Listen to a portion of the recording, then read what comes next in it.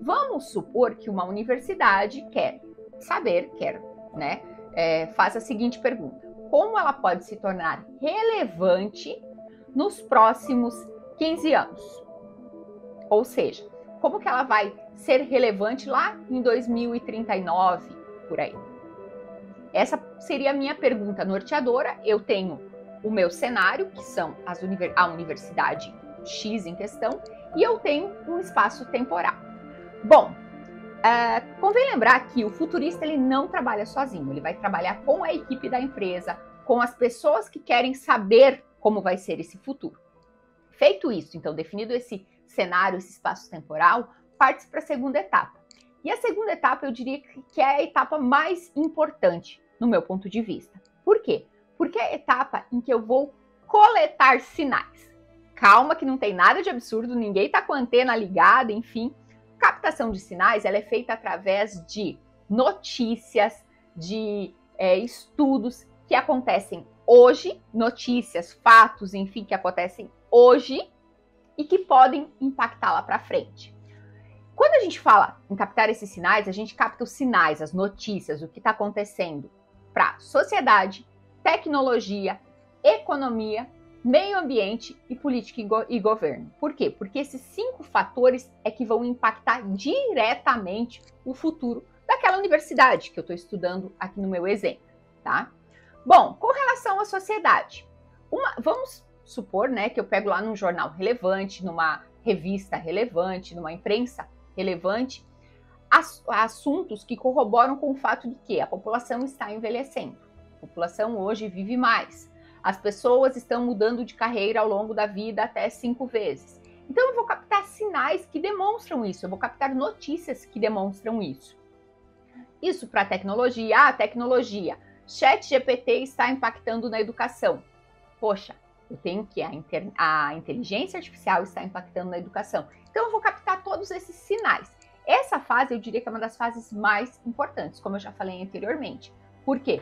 Porque é através do que está acontecendo hoje que eu consigo dizer como vai estar a minha universidade, no meu exemplo, a minha empresa, daqui a X anos, para qual é o rumo que a coisa está tomando. Bom, na sequência, o futurista vai analisar como cada uma dessas notícias captadas vão impactar naquele mercado que ela está utilizando. Ou seja, como que o envelhecimento da população pode impactar nas universidades? Como que as novas tecnologias, como inteligência artificial, ChatGPT, enfim, podem impactar na universidade?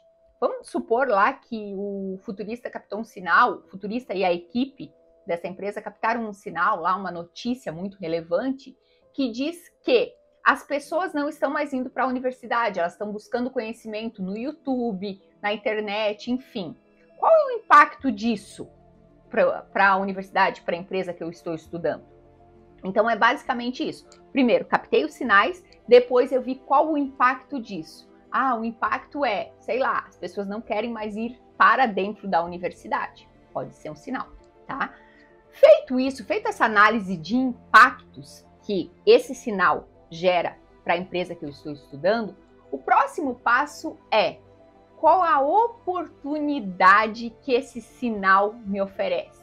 Por quê? Porque sempre que eu tenho uma situação, eu tenho um impacto, eu tenho que olhar para a oportunidade. Bom, se as pessoas não estão mais querendo ir até a universidade, o que a gente pode fazer?